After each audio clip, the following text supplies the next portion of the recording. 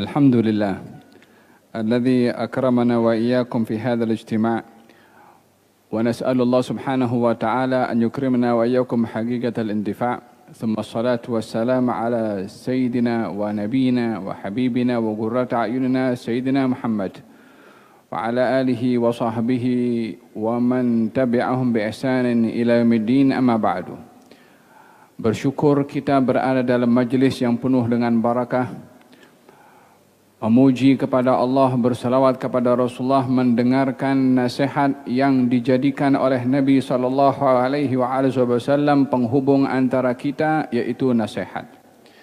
Ad-dinu an-nasihah, intipati agama itu adalah nasihat. Qulna liman, nasihat untuk siapa wahai Rasulullah?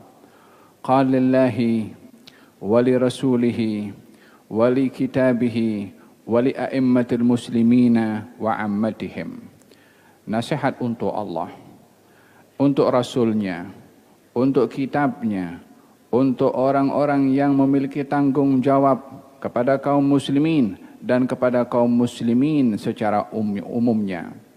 Di dalam Al-Quranul Karim ada satu binatang yang menasihati binatang yang lain.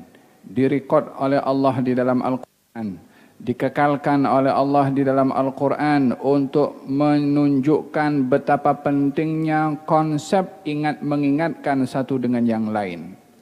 Dalam surat An-Naml, Allah Subhanahu wa taala berfirman, wa qalat namlatun ya ayyuhan namlu udkhulu masakinakum la yahtimannakum Sulaiman wa junuduhu wa hum la yash'urun.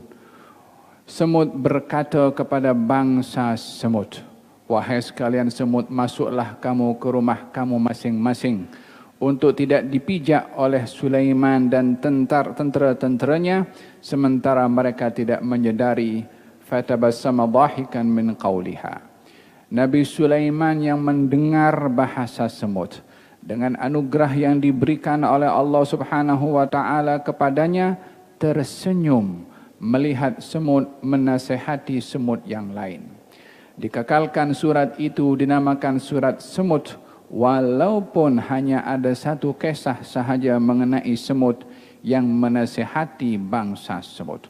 Kalau ini adalah nasihat semut kepada semut, yang mereka adalah semut bukan makhluk yang mukallaf, maka kita sebagai manusia adalah lebih utama untuk menjadikan dasar perhubungan antara sesama kita adalah nasihat menasihati.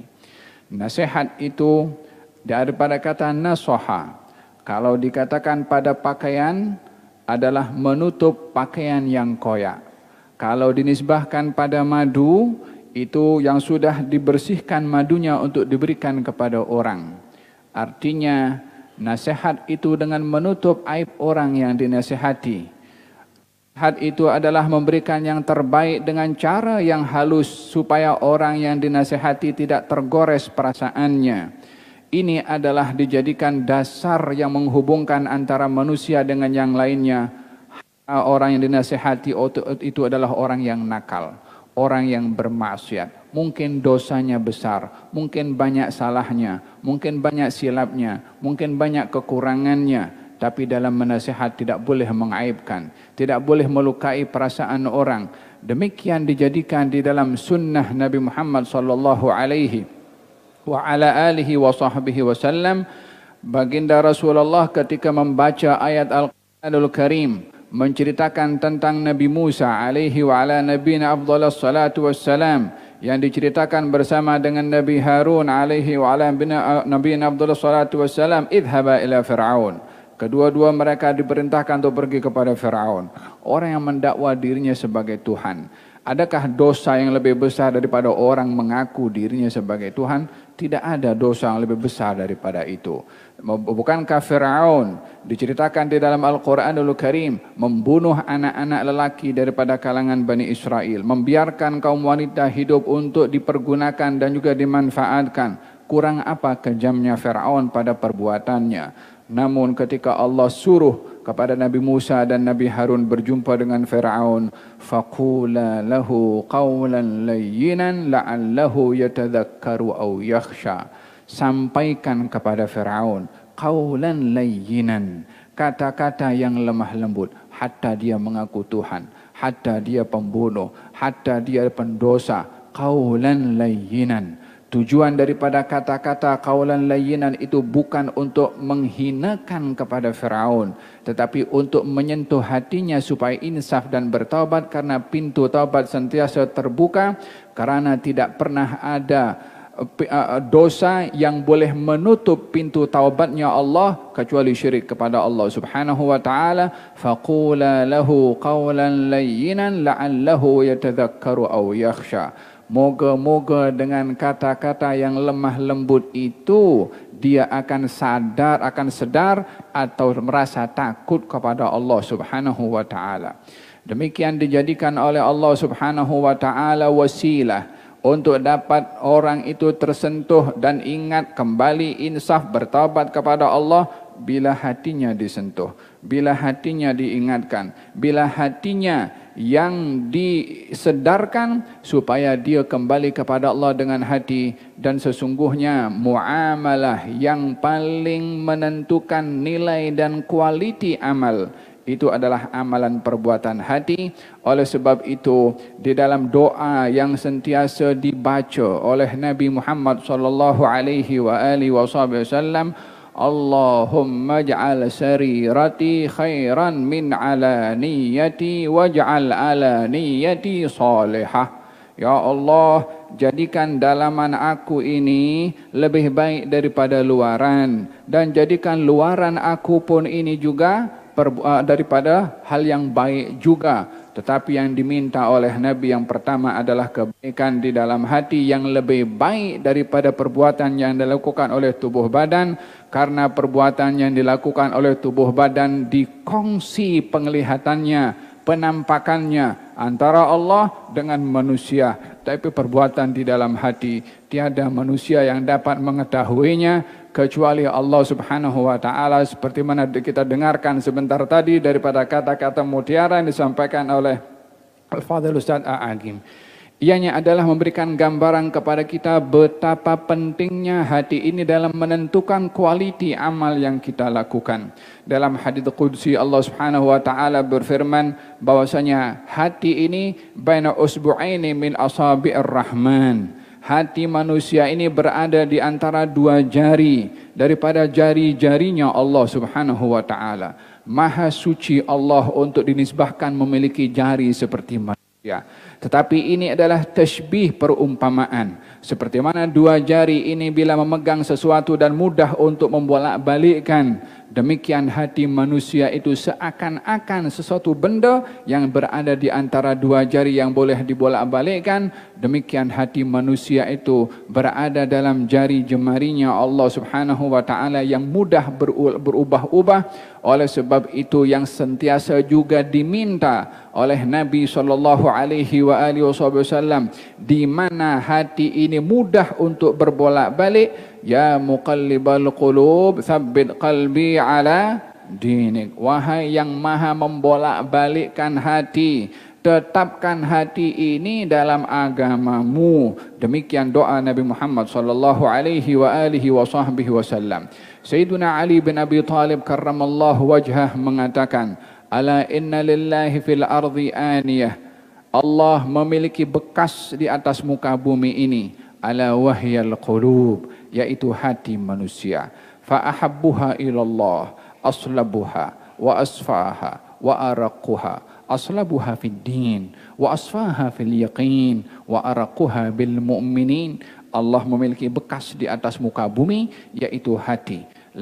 Langit boleh menempatkan Allah, wala bumi, wala planet, wala alam apapun ini juga Allah maha besar daripada apapun untuk mengenali Allah Subhanahu wa taala. Namun dijadikan oleh Allah tempat untuk kenal kepada Allah pada manusia, yang kecil tubuh badannya, yang kecil size-nya, yang tingginya dan juga beratnya, nak dibandingkan dengan gunung manusia tak ada apanya, nak dibandingkan dengan besarnya matahari, manusia tidak ada apa-apanya, dibandingkan dengan kekuatan daripada makhluk-makhluk yang lain, manusia tidak ada apa-apanya. Tetapi yang ada pada manusia, kekuatan yang paling hebat adalah kekuatan hati yang diberikan oleh Allah Subhanahu wa taala.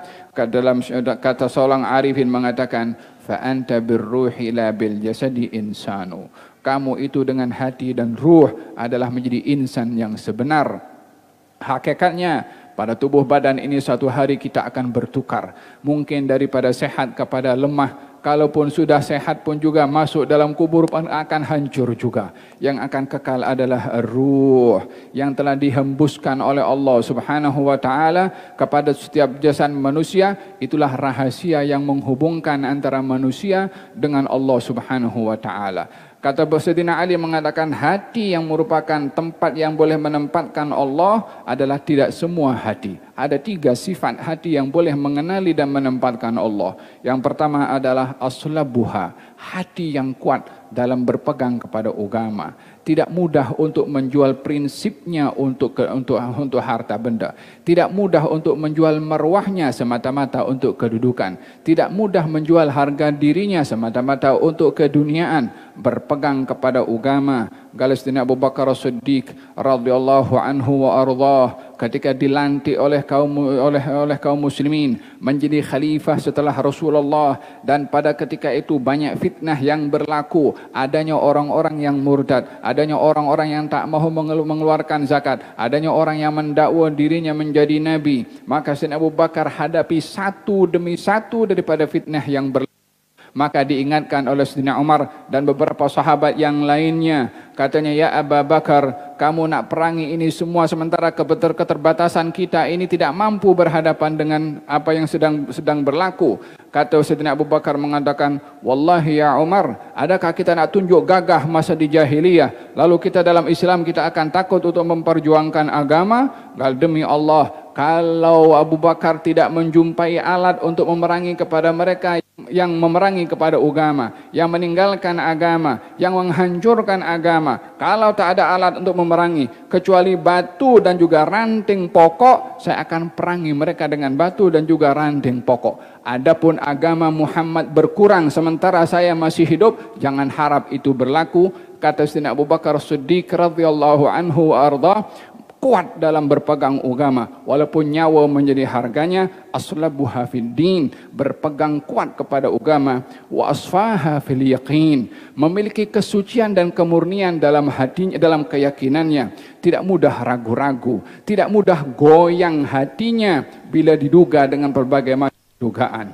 Bagi mereka dugaan adalah suatu tangga untuk menunjukkan kemurnian iman.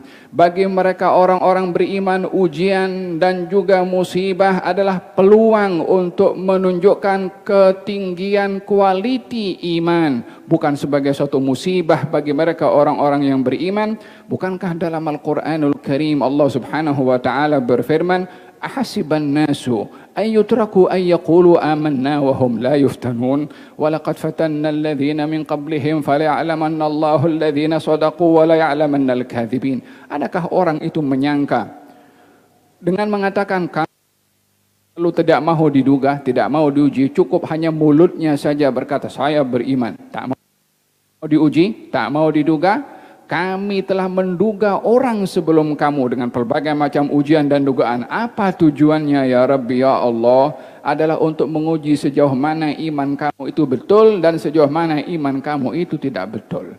Dengan demikian, ujian dan dugaan apapun bentuknya, baik orang diduga dengan sehat ataupun dengan sakit, dengan kaya ataupun dengan miskin, dengan adanya problem atau tak adanya problem, semua itu tidak terlepas daripada dugaan. Tujuannya adalah untuk diuji sejauh mana kualiti iman itu dapat ditunjukkan melalui ujian. Gal kata Sayyidina Umar bin Khattab radhiyallahu anhu wa ardhah, katanya, saya kalau diuji oleh Allah, saya lihat itu daripada kalau 4 sudut ini selamat, saya anggap ujian itu satu nikmat. Katanya yang pertama, kalau saya diuji, ujian itu tidak menggoyangkan iman saya. maka saya anggap ujian itu adalah nikmat karena iman tidak goyang. Berapa banyak orang diuji yang imannya goyang? Berapa banyak orang yang diuji yang menjual kehormatannya? Banyak orang yang diuji yang dia keluar daripada agamanya hanya untuk sesuap nasi sahaja. Ini adalah ujian apapun bentuknya. Kalau harganya itu adalah iman, maka ia adalah merupakan suatu musibah yang besar.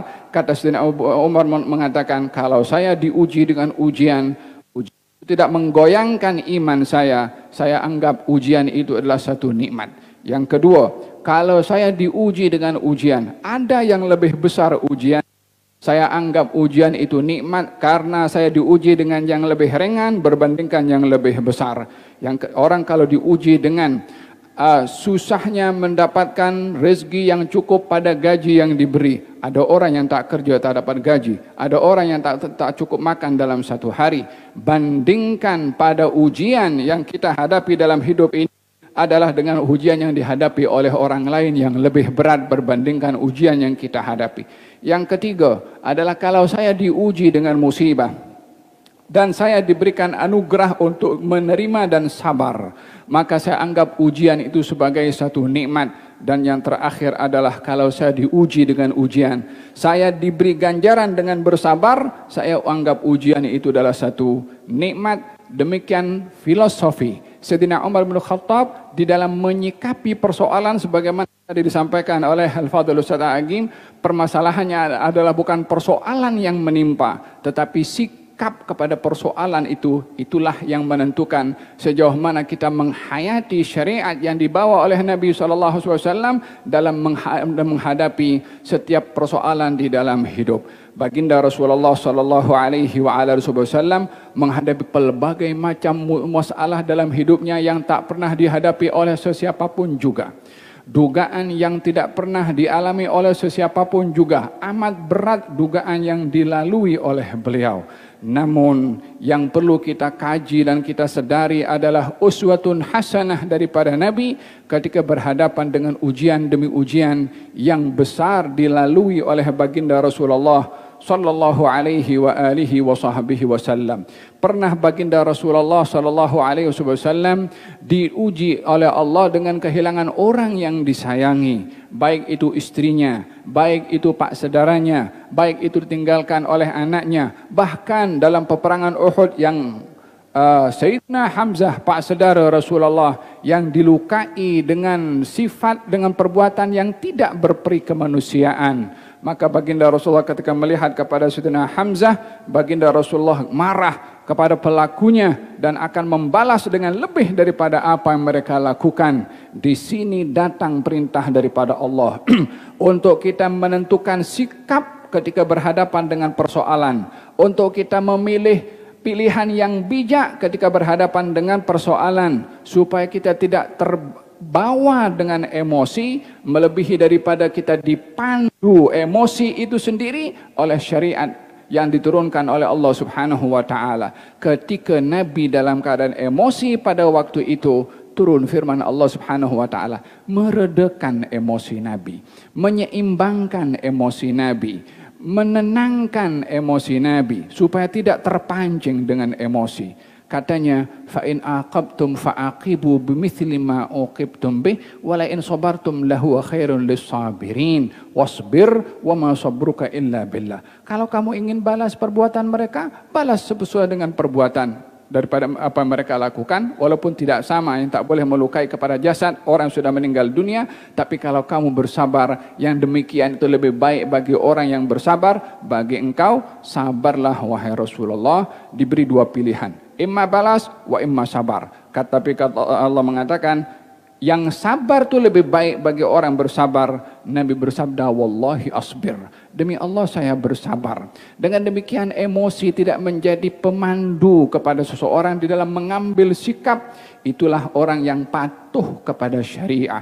Oleh sebab itu dalam majlis yang penuh dengan barakah ini, kita ingin menjadikan hati kita ini menjadi tempat kepada Allah Subhanahu wa taala, sehingga tidak dilakukan setiap amal kecuali hanya untuk Allah Subhanahu wa taala. Wa ma umiru illa liya'budullaha mukhlishina lahuddin.